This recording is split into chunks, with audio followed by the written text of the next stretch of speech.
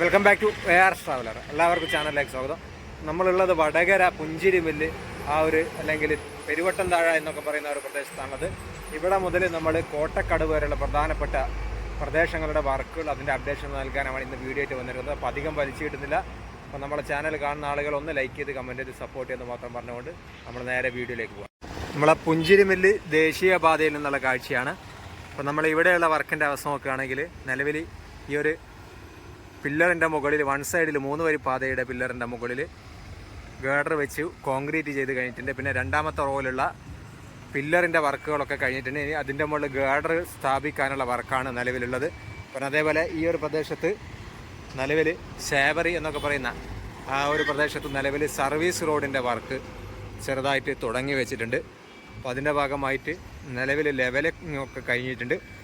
ഇനി അടുത്തത് കോൺക്രീറ്റിങ് വർക്കാണ്. പിന്നെ അതേപോലെ പാർക്ക് ഹോസ്പിറ്റലിൻ്റെ ഫ്രണ്ടിൽ ആ രീതിയിൽ കുറച്ച് വർക്കുകൾ നിലവിൽ നടന്നുകൊണ്ടിരിക്കുന്നുണ്ട്. എന്നാൽ നമുക്ക് അങ്ങോട്ട് കൂടി ചെന്ന് നോക്കാം.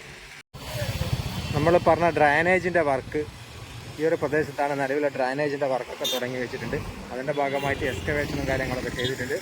പിന്നെ അതേപോലെ തന്നെ നമ്മളെ ഗേഡറുകളൊക്കെ നിലവിൽ കോൺക്രീറ്റ് ചെയ്തുകൊണ്ടിരിക്കുന്ന ഒരു കാഴ്ചയും ഒരുപാട് ഗേഡറുകൾ നിലവിൽ കോൺക്രീറ്റ് ചെയ്യാൻ തുടങ്ങിയിട്ടുണ്ട്. ആ ഒരു 3 ഗേഡറുകൾ നമുക്ക് അവിടെ കാണാൻ സാധിക്കും. ഈയൊരു പ്രദേശത്തിന് കാര്യമായിട്ടുള്ള മാറ്റങ്ങൾ ചെയ്യുന്നുണ്ട്. സാധാരണ രീതിയിൽ കാണുന്ന ഗേഡറിനെക്കാട്ടും വലിയ കൂറ്റൻ ഗേഡറുകളാണ് ഇവിടെ വരുന്നത്. അതിൻ്റെ ഭാഗമായിട്ട് ഗേഡറിന് ലെങ്ത്ത് കൂടുന്നതനുസരിച്ച് അതിനകത്ത് ഒരു സ്റ്റേ ആയിട്ട് വയറ് നമ്മളെ സ്റ്റീൽ വയറുകളൊക്കെ ഇതിനകത്ത് കൂടി കടത്തിവിടും. അപ്പോൾ അതിന് വേണ്ടിയിട്ടുള്ള പൈപ്പൊക്കെയാണ് നിലവിലിട്ടിരിക്കുന്നത്. അപ്പം വലിയ ലെങ്ത്തുള്ള ഗേഡർ തന്നെയാണ് വരുന്നത്. എനിക്ക് തോന്നുന്നു നമ്മുടെ പുതിയ ബസ് സ്റ്റാൻഡ് പ്രദേശങ്ങളിലേക്ക് അതിൻ്റെ ഒരു വർക്കിനുള്ള ഗേഡറുകളാണ് നിലവിലിപ്പോൾ പണിയെടുത്ത് കൊണ്ടിരിക്കുന്നതെന്നാണ്. ഓപ്പോസിറ്റ് സൈഡിലും അതേ രീതിയിൽ ഗേഡറുകൾ കോൺക്രീറ്റ് ചെയ്തുകൊണ്ടിരിക്കുന്നത്. അങ്ങനെ നമ്മൾ പാർക്ക് ഹോസ്പിറ്റലിലിരുന്ന് അവിടെയുള്ള കാഴ്ച കഴിഞ്ഞ് നേരെ നമ്മുടെ പുതിയ ബസ് സ്റ്റാൻഡ് ആ ഒരു പ്രദേശത്തേക്ക് യാത്ര ഇരിക്കുകയാണ്. അപ്പോൾ ഇവിടെയൊക്കെ ഒരുപാട് ഗേഡറുകൾ കോൺക്രീറ്റ് ചെയ്തിട്ടുണ്ട് എന്നുള്ളതാണ് ഇവിടെയുള്ള പ്രധാനപ്പെട്ട വർക്ക്. അല്ലാതെ വേറെ കാര്യമായിട്ടുള്ള മാറ്റങ്ങളും നമുക്ക് ഈ ഒരു പ്രദേശത്ത് കാണാൻ സാധിക്കില്ല. പിന്നെയുള്ളത് നമ്മളെ തെരുവത്ത് സിഗ്നലിനോട് ചേർന്നിട്ടുള്ള ആ ഒരു പ്രദേശത്താണ്. അവിടെ പൈലിങ്ങിൻ്റെ വർക്ക് സ്റ്റാർട്ട് ചെയ്തിരുന്നു. അപ്പോൾ പൈലിങ്ങിൻ്റെ ഫൗണ്ടേഷനൊക്കെ കോൺക്രീറ്റ് ചെയ്ത് അതിൻ്റെ കാലൊക്കെ കോൺക്രീറ്റ് ചെയ്ത് കഴിഞ്ഞു. ഇനി അതിൻ്റെ പൈലിങ്ങിൻ്റെ ഫൗണ്ടേഷനാണ് കോൺക്രീറ്റ് ചെയ്യാനുള്ള ഫൗണ്ടേഷനും പിന്നെ അതിൻ്റെ പില്ലറ് പൈലിങ് ടോപ്പ് ഇതൊക്കെയാണ് കോൺക്രീറ്റ് ചെയ്യാനുള്ളത്. അപ്പോൾ ഇവിടെയുള്ള പൈലിങ്ങിൻ്റെ വർക്ക് കഴിഞ്ഞിട്ടാണുള്ളത്. അത് കഴിഞ്ഞ് പിന്നെയുള്ള ഒരു വർക്കാണ് പിന്നെ പൈലിങ്ങിൻ്റെ വർക്ക് നടക്കുന്നത് നമ്മൾ ആ ഒരു HDFC ബാങ്ക് അതേപോലെ ഫാമിലി വെഡ്ഡിങ് സെൻറ്റർ ഇതിൻ്റെയൊക്കെ ഫ്രണ്ടിലാണ്. അവിടെയും ഓവർ പാസേജ് ആയിട്ട് തന്നെയാണ് വരിക. കാരണം നിലവിൽ ഇപ്പം നമ്മുടെ പഴയ ബസ് സ്റ്റാൻഡിലേക്ക് പോകുന്ന ആ ഒരു ലിങ്ക് റോഡ് അതും താഴ്ഭാഗത്തു കൂടി പാസ് ചെയ്ത് പോകേണ്ടതാണ്. അപ്പോൾ ഹൈവേ മുകളിലൂടെയാണ് പാസ് ചെയ്ത് പോവുക. അപ്പോൾ ഇവിടെയാണ് നമ്മൾ പറഞ്ഞത്, ഇവിടെയാണ് പൈലിങ്ങിൻ്റെ വർക്ക്. ഇവിടെയും ഫൗണ്ടേഷൻ പൈലിങ് ചെയ്ത് കഴിഞ്ഞു. ഇനി അതിൻ്റെ ഫൗണ്ടേഷനും അതിൻ്റെ മുകളിലുള്ള കോൺക്രീറ്റും ഒക്കെയാണ് ഇവിടെ നടക്കാനുള്ളത്. വേണമെങ്കിൽ നമുക്കൊന്ന് ഇറങ്ങിയിട്ടൊരു വീഡിയോ എടുക്കാം.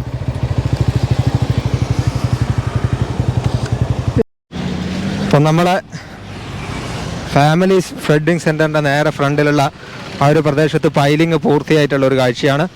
അതിൻ്റെ പൈലിങ്ങൊക്കെ കഴിഞ്ഞ് അതിൻ്റെ പൈലിങ് ടോപ്പാണ് ഇനി അടിക്കാൻ ബാക്കിയുള്ളത്. അപ്പോൾ ഇവിടെയുള്ള കാഴ്ച ഈ രീതിയിലാണ്. അപ്പോൾ ജസ്റ്റ് ഈ രീതിയിലാണ് നമ്മൾ ഫാമിലി വെഡ്ഡിങ് സെൻറ്ററിൻ്റെ മുന്നിൽ നിന്നുള്ള കാഴ്ച. ഇവിടെയൊക്കെ പൈലിങ് അടിച്ചു കഴിഞ്ഞു. ഉണ്ടോ? ഈ ഒരു പ്രദേശത്തൊക്കെ പൈലിങ് അടിച്ചു കഴിഞ്ഞു. ഈ ഒരു കാഴ്ചയാണ് നമ്മുടെ പുതിയ സ്റ്റാൻഡിനോട് ചേർന്നിട്ടുള്ള പ്രദേശത്തു നിന്ന് കാണാൻ പറ്റുന്നത്. അതേപോലെ സർവീസ് റോഡിൻ്റെ വർക്ക് ഇവിടെ തുടങ്ങി വെച്ചിട്ടുണ്ട്. ഇത് പഴയ ബിൽഡിങ്ങുകളാണ്. നമ്മൾ പുതിയ ബസ് സ്റ്റാൻഡ് പ്രദേശം ബോധപൂർവം നമ്മൾ ഒഴിവാക്കിയിട്ടുണ്ട്. കാരണം അവിടെ കാര്യമായിരിക്കും നിലവിൽ പുതിയ ബസ് സ്റ്റാൻഡ് പ്രദേശങ്ങളിൽ കാര്യമായിട്ടൊന്നും വർക്ക് നടക്കുന്നില്ല. ഇപ്പം നിലവിൽ നമ്മളുള്ളത്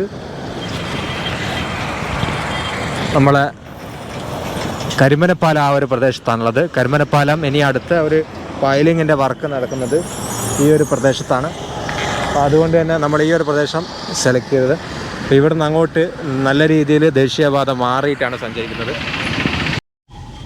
ഇവിടെയൊക്കെ സൈഡ് വാൾ നിർമ്മിക്കാൻ വേണ്ടിയിട്ട് വാഗാട് എക്സ്കവേഷൻ ചെയ്തതായിരുന്നു. പക്ഷേ ആ ഭാഗമൊക്കെ നിലവിലൊരു ചെറിയൊരു കുളം പോലെയായി മാറിയിട്ടുണ്ട്. പക്ഷികളൊക്കെ അതിനകത്ത് കുളിക്കുന്നുണ്ട്. അപ്പോൾ നമുക്ക് നേരെ കോട്ടക്കടവ് പ്രദേശത്തേക്ക് ചെന്ന് നോക്കാം.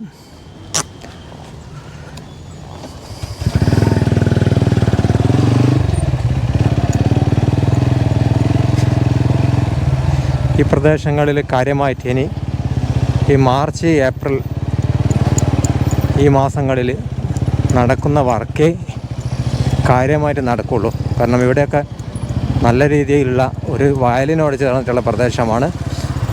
മെയ് ജൂൺ ആ മാസങ്ങളിൽ മഴ തുടങ്ങിക്കഴിഞ്ഞാൽ വർക്കെടുക്കാൻ വലിയ ബുദ്ധിമുട്ടായിരിക്കും. പിന്നെ കോട്ടക്കടവ് പ്രദേശങ്ങളിലൊക്കെ വർക്കെടുക്കേണ്ടി വരും. അപ്പോൾ ഇവിടെയൊക്കെ നിലവിൽ വാഗാട് കോൺക്രീറ്റിങ് ചെയ്യുന്നൊരു കാഴ്ച നമുക്ക് കാണാൻ സാധിക്കുന്നുണ്ട്. വാഗാട് കോൺക്രീറ്റിംഗ് വർക്ക് എടുത്തുകൊണ്ടിരിക്കുന്നുണ്ട്. ഡ്രൈനേജ് കോൺക്രീറ്റ് ചെയ്യുന്ന വർക്കാണ്.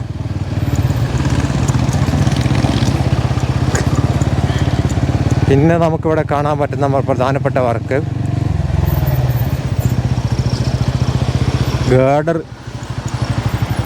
Girder expanded beam. ഇതൊക്കെ കോൺക്രീറ്റ് ചെയ്യുന്ന വർക്കാണ് നിലവിൽ ഇവിടെ നടന്നുകൊണ്ടിരിക്കുന്ന മറ്റൊരു വർക്ക്. ഡ്രൈനേജിൻ്റെ വർക്കൊക്കെ കുറേയൊക്കെ ഈ ഭാഗങ്ങളിൽ നമ്മളെ കരിമ്പനപ്പാലം തൊട്ട് കോട്ടക്കടവ് വരെയുള്ള പ്രദേശത്ത് ഏതാണ്ട് കംപ്ലീറ്റ് ആയിട്ടുണ്ട്. ഇതൊക്കെ വാഗാടിന് വേണ്ടി പോകാൻ ഒരുക്കി വെച്ച ഓഫ് റോഡാണ്.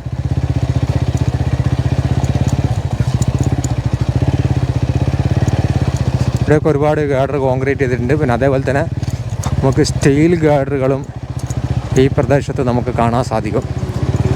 നമ്മുടെ ചോറോഡ് റെയിൽവേ ക്രോസിങ്ങിന് വർക്കിന് വേണ്ടിയിട്ടുള്ള സ്റ്റീൽ ഗാർഡറുകൾ. ഇവിടെയൊക്കെ സർവീസ് റോഡ് ഉയർന്നിട്ടാണ് ദേശീയപാതയൊക്കെ നിലവിലുള്ള ദേശീയപാതേക്കാളും നല്ല രീതിയിൽ ഉയർന്നിട്ടാണ് വരുന്നത്. അപ്പം നമ്മുടെ ചോറോഡ് റെയിൽവേ ക്രോസിങ്ങിന് വേണ്ടിയിട്ടുള്ള സ്റ്റീൽ ഗാർഡറുകളാണ്.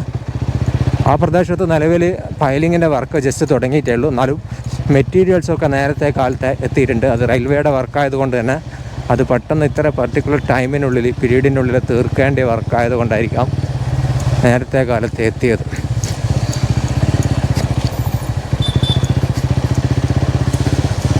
ഇതാണ് കോട്ടക്കടവിൽ നിന്നുള്ള പ്രധാനപ്പെട്ട കാഴ്ചകൾ. ഇവിടെയൊക്കെ സർവീസ് റോഡിൻ്റെ വർക്കാണ്. ഇപ്പം പുതുതായിട്ട് നടന്ന സർവീസ് റോഡിലെ ഡ്രൈനേജിൻ്റെ വർക്കും പിന്നെ അതേപോലെ സർവീസ് റോഡിനോട് ചേർന്നിട്ടുള്ള പ്രദേശത്ത് മണ്ണിടിച്ച വർക്കൊക്കെയാണ് ഇപ്പോൾ ഈ ഒരു പ്രദേശത്ത് കാര്യമായിട്ട് നടന്നിട്ടുള്ള വർക്ക്. ഇവിടെയും നിങ്ങൾക്ക് ഒരുപാട്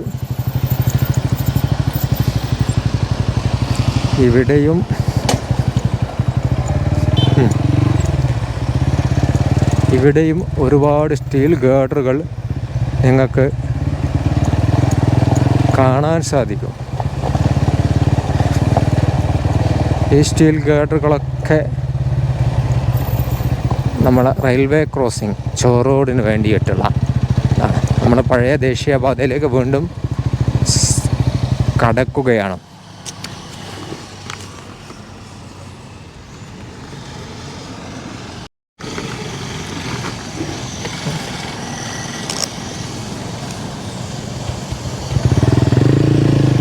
ഈ ദേശീയപാതയൊക്കെ കംപ്ലീറ്റ് പുതിയ ദേശീയപാതയുടെ ഭാഗമായിട്ട് ഈ ഒരു പ്രദേശമൊന്നും വരില്ല.